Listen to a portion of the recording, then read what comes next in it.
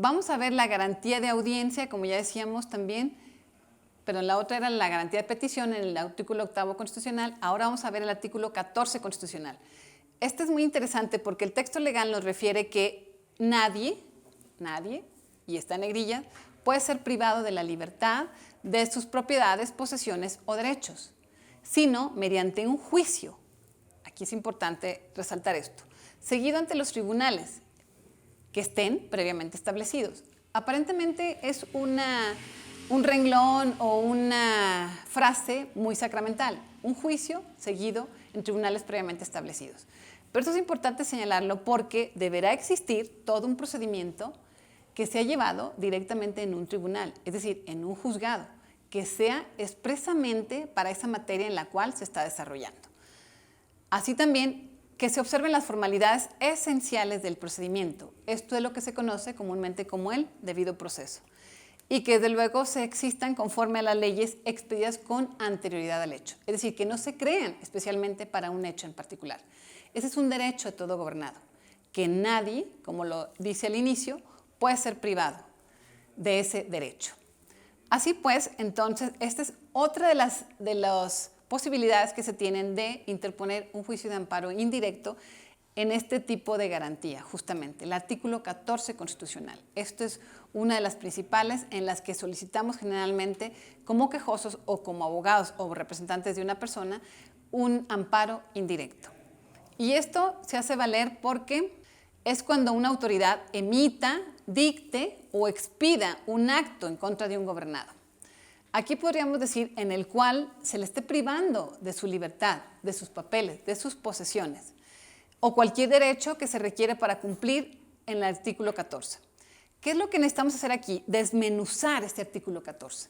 Señalar, como se hace un momento, que exista un acto privativo de derechos. Aquí podríamos decir que, primero, debe haber ciertos requisitos. Uno de ellos es la existencia de un juicio, como ya resaltábamos, que además sea ante tribunales previamente establecidos y que se observen formalidades esenciales y que desde luego existan leyes especiales. Aquí es importante resaltar cada uno de ellos, por eso es que se desmenuzan así. ¿Cuáles pueden ser estos actos privativos de derechos? Bueno, aquí desde luego son todos aquellos que tengan por efecto disminuir, suprimir o menoscabar el derecho de un gobernado. Aquí podríamos ver un número de registro 200-080 bajo el rubro actos privativos y actos de molestia, origen y efectos de la distinción. Aquí nos establece claro que el artículo 14 constitucional y el artículo 16 también puedan tener el privilegiar estos derechos de cualquier ciudadano. Aquí estamos, adelante. Aquí vamos a ver lo resaltado. Los actos privativos respecto a los actos de molestia, pues los primeros son aquellos que producen como efecto la disminución, menoscabo o supresión definitivo del derecho del gobernado. Entonces, significa que cuando un quejoso considere que le son disminuidos o suprimidos o menoscabados sus derechos, puede interponer una demanda de amparo indirecto. Adelante. Bien, ¿a qué le llamamos formalidades esenciales del procedimiento?